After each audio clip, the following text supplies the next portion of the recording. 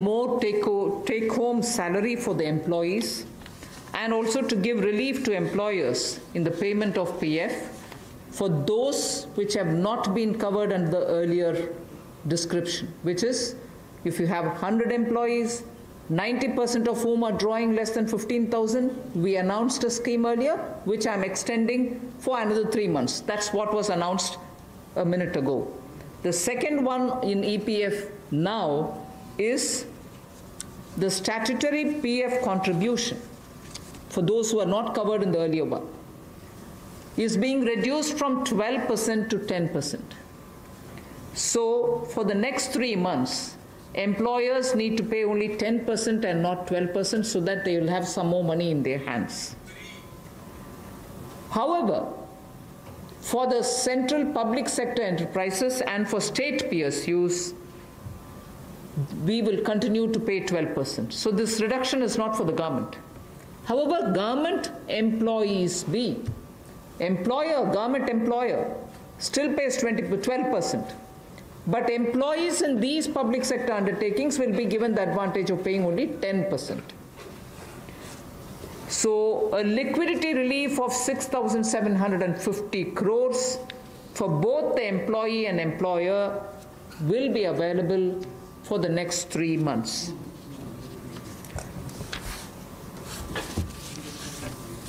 एक और प्रावधान, क्योंकि आज के समय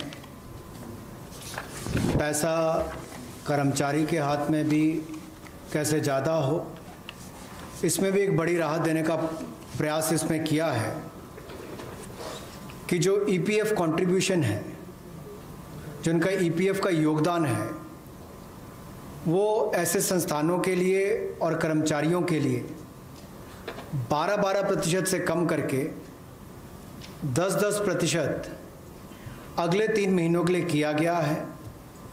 इससे कर्मचारी भी और संस्थान दोनों को लाभ मिलेगा। लेकिन जो सरकारी हमारी संस्थान है, सेंट्रल पीएससीज हैं, इनके लिए 12% ही रहेगा, उसमें कोई बदलाव नहीं किया गया है।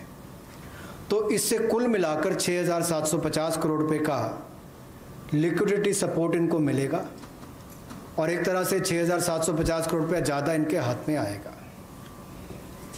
The next one is about non-banking financial companies, housing finance corporations, and microfinance institutions.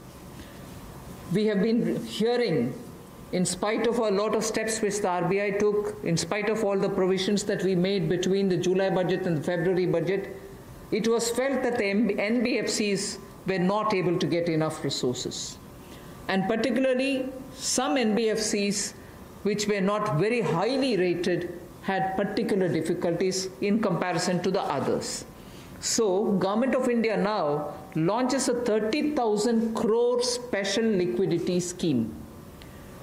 Under the scheme, investment will be made in both primary and secondary market transactions where investment grade debt papers, this is not infusing equity, this is taking and buying debt papers of NBFCs, housing finance corporations, and microfinance institutions. And not high quality debt papers, they can be investment quality also. So this we expect will have an impact on those struggling NBFCs who need money to carry on with business. And these NBFCs are also those who have been funding MSMEs. So in order for these NBFCs to keep their network of MSMEs served, this infusion is absolutely necessary. And these securities with which you're going to buy these debt papers will be fully guaranteed by Government of India. They will be fully guaranteed by Government of India. We hope that this will also bring in a lot of difference for NBFCs who have access to small and micro units, and therefore we want to ease the flow of credit through these NBFCs who have only not so good debt papers in their hands. गैर banking वित्तीय कंपनियां, NBFCs या फिर हमारे housing finance companies और micro finance institute, इन सब के लिए जो इनके पास लिक्विडिटी की कमी आती थी, धन का अभाव होता था, उसके लिए ये नई योजना लेकर आए हैं जिसमें 30,000 करोड़ रुपए का विशेष तौर पर प्रावधान किया जाएगा। स्पेशल लिक्विडिटी स्कीम ये होगी जिससे इनके धन की आपूर्ति भी होगी और इसके माध्यम से जहां एक और हाउसिंग सेक्टर को बल मिलेगा, एमएसएमई सेक्टर को बल मिलेगा, उसका भी लाभ हमारी अर्थव्यवस्था में और नीचे आम आदमी को पहुंचेगा और इसका पूरी तरह से गारंटी भारत की सरकार देगी। The next facility also for the NBFCs is to give 45,000 crore liquidity infusion through a partial credit guarantee scheme for the NBFCs in particular. This is an existing scheme, but we are expanding its scope. Expanding its scope only because it will now cover borrowings such as primary bond issued, the commercial papers. So all these will constitute the liability side of the balance sheet, but we are getting into that area also.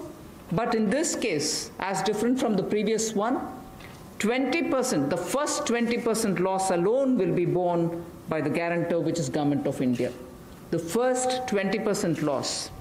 So in this again, AA rated papers below and also below that will all be included. Even unrated papers will be eligible for investment.